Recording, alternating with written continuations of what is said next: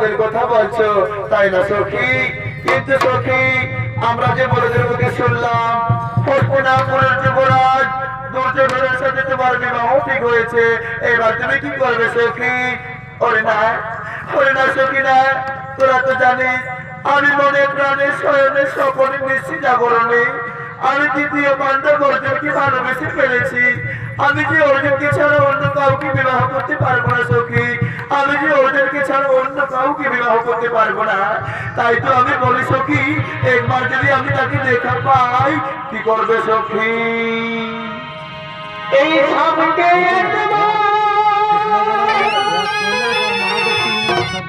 এই সামনে